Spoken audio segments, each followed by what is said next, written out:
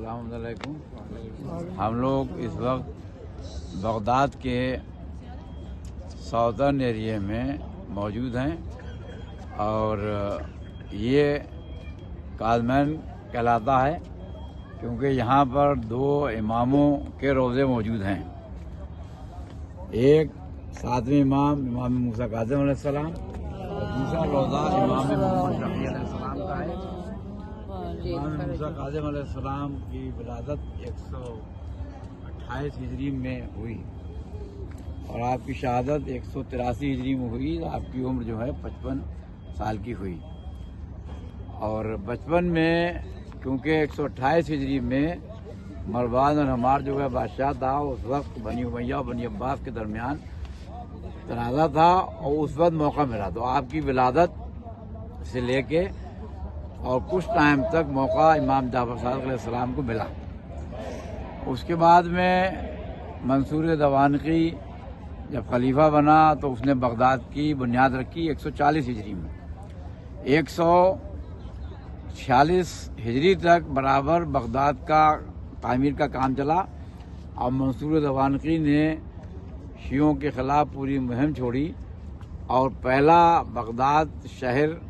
کی افتتاح جو ہے، اس کا فاؤنڈیشن جو ہے وہ اسی نے رکھا تھا، منصور دوانقی نے۔ جتنے دنوں وہ اس بغداد شہر کو بسا رہا تھا اتنے دن امام جعفر صادق علیہ السلام کو موقع ملا تبلیغ کرنے کا، اور آپ نے اس زمانے میں یونیورسٹی اور تمام چیزیں قائم کی۔ 148 ہجری میں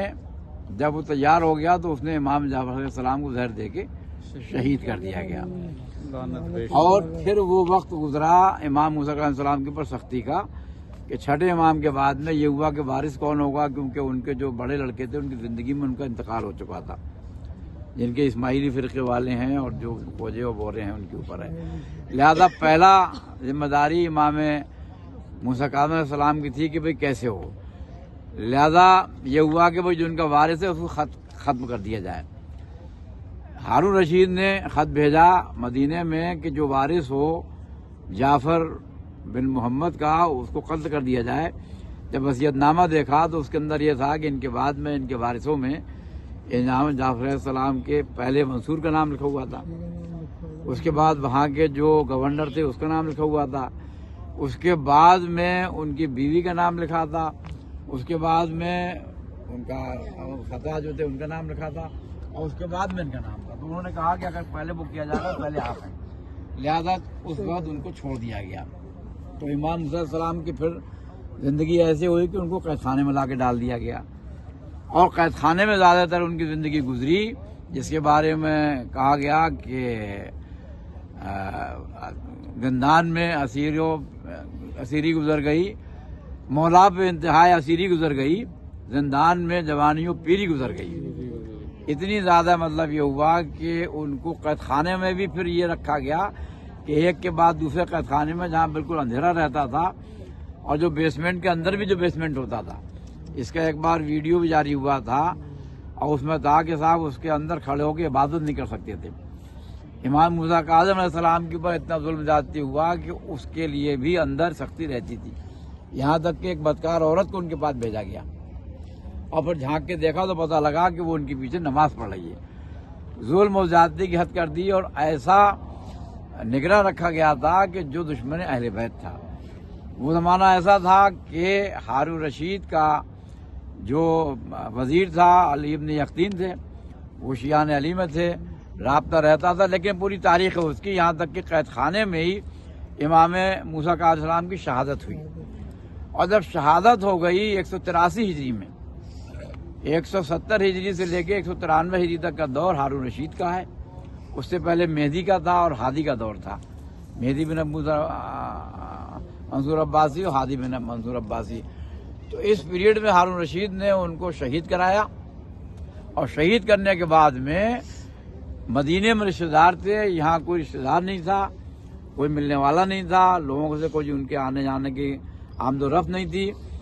لہذا امام موسیٰ کاظم علیہ السلام کا جب انتقال ہوا تو آپ کے ہاتھوں میں ہتھکڑی تھی، پیروں میں بیڑیاں تھیں، زنجیر میں جکڑے ہوئے تھے۔ میت کو بغداد کے شہر پہ جو دجلہ ندی کا پل تھا وہاں چوراہے پر رکھ دیا گیا، اور یہ اعلان کر دیا گیا کہ رافضیوں کے امام ہیں، ان کو کوئی غسل و کفن اور تشییع و تکفین نہ کرے۔ کوئی جانے کی ہمت نہیں کرتا تھا کہ لیکن بنی عباس میں سے ہی سلمان اٹھے اور انہوں نے کہا کہ یہ ہمارے خاندان کا مسئلہ ہے، ہم کھڑے ہوں گے۔ اور ان کے بعد میں تمام لوگ جو تھے ملنے جلنے والے ہوئے اور ہزاروں لوگوں کی تعداد جمع ہوئی اور امام کو پھر دفن کیا گیا یہاں پر۔ آپ سمجھیے کہ جس کو زندگی بھر قید خانے میں رکھا گیا ہو اس کا ہوا، لیکن آپ امام موسیٰ علیہ السلام کو دیکھیں گے کہ سلمان کھڑے ہوئے اور انہوں نے تشییع و تکفین کی، لیکن ہمارے امام حسن علیہ السلام کا جو میت تھی جو اس کو کوئی دفن کرنے والا نہیں تھا کربلا میں۔ آج جس کو قید خانے میں رکھا گیا تھا آج اس کا روضہ عالیشان بنا ہوا ہے۔ جب ہم پہلے آئے تھے ابھی 2.5-3 سال پہلے تو یہاں بہت بڑا مارکیٹ تھا، مٹھائی کی دکان ہوتی تھی، چہل پہل تھی، ادھر تھی۔ ایک بار ہماری رشتہ دار تھیں، ہماری اہلیہ کے ساتھ آئی تھی، اس علاقے میں چلی گئی تو یہ دشمنوں کا علاقہ تھا، لیکن آج آپ دیکھ رہے ہیں کہ اتنا بڑھیا چہل پہل ہو رہی ہے۔ اور آدھی رات کو جب 1 بجنے والا ہے اس وقت بھی یہاں پر لوگ آ رہے ہیں جا رہے ہیں۔ پہلے اندر جگہ کیمپس میں بہت کم تھی، آدمی عورتیں جاتی تھیں تو بیٹھنے کی پریشانی ہوتی تھی، آج ماشاءاللہ آپ دیکھ رہے ہیں کہ دور تک ہے۔ پیر نے پولیٹیکل بیسس پہ سیاسی طور پہ امام رضا علیہ السلام کو بلایا اور بظاہر پہلے یہ کہا کہ آپ خلیفہ بن جائیں، پھر کہا کہ ولی عہد بن جائیں، تو وہ سکون کا دور کچھ امام رضا اور ان کے چاہنے والوں کے لیے رہا۔ لیکن امام رضا علیہ السلام کی شہادت کے بعد جن کو کہ خراسان میں مشہد میں دفن کیا گیا، اس کے بعد میں پھر امام محمد تقی علیہ السلام کیونکہ وہاں پر نہیں تھے، وہ مدینے میں تھے اور معجزے سے آ کے انہوں نے ان کی تشییع و تکفین کی تھی، کیونکہ امام کی نماز جنازہ امام ہی پڑھاتا ہے اور ان کے بارے میں نہیں پتا تھا۔ بعد کو جب مامون رشید کو پتہ لگا، پورا لمبا چوڑا اس کا واقعہ ہے کہ سواری گزر رہی تھی، وہاں دیکھا بچے کھیل رہے تھے، سب بچے ہٹ گئے، ایک بچہ کھڑا رہا تو اس نے پوچھا کہ تم کیوں نہیں ہٹے؟ تو امام نے فرمایا کہ جگہ اتنی کم نہیں تھی، سواری نکل سکتی تھی، تو وہ سمجھ گیا کہ کوئی بچہ یہ جو ہے وہ کوئی معمولی بچہ نہیں ہے۔ جب وہ آیا لوٹ کے آنے کے بعد میں اس نے امتحان لینا چاہا کہ بتاؤ کہ میری مٹھی میں کیا ہے، تو آپ نے جواب دیا کہ بادشاہ وقت جو ہے شکار کو جاتے ہیں، اپنے وہاں پہ باپ چھوڑتے ہیں، وہ چھوٹی چھوٹی مچھلی کو لاتا ہے، اس کے بعد اپنی مٹھی میں لے کے امام وقت کا امتحان لیتے ہیں، سمجھ گیا۔ لہذا اس نے پھر امام محمد تقی علیہ السلام کو سوچا کہ بھئی یہ بھی ان کے بیٹے ہیں، یہ امام ہیں،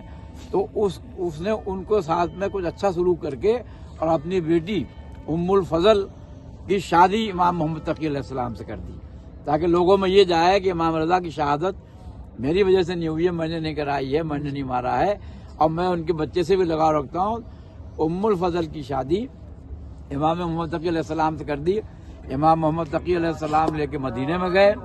اور مدینے میں لے جانے کے بعد میں گھر میں رہ رہے تھے۔ امام کی زندگی آج آپ دیکھیں سفتانی صاحب کی زندگی کیسی ہے، خامنئی صاحب کی کیسی ہے، خمینی صاحب کیسی تھی،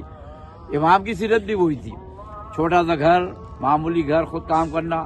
اور یہاں وہ اتنے بڑے بادشاہ کی بیٹی تھی، شہزادی تھی، لہذا ایک تو وہ، دوسرے یہ کہ دشمنان اہل بیت میں سے تھی، تو اس نے برابر شکایت کی، لیکن مامون رشید جب تک زندہ رہا تو مامون رشید نے کہا کہ نہیں تمہیں وہیں رہنا ہے۔ 216 ہجری میں مامون رشید کی وفات ہو گئی۔ امام محمد تقی علیہ السلام کی ولادت 95 ہجری میں ہوئی مدینے میں، اور وہاں چھوڑ کے چھوٹی عمر میں ہی بچے کو چھوڑنے کے بعد میں یہاں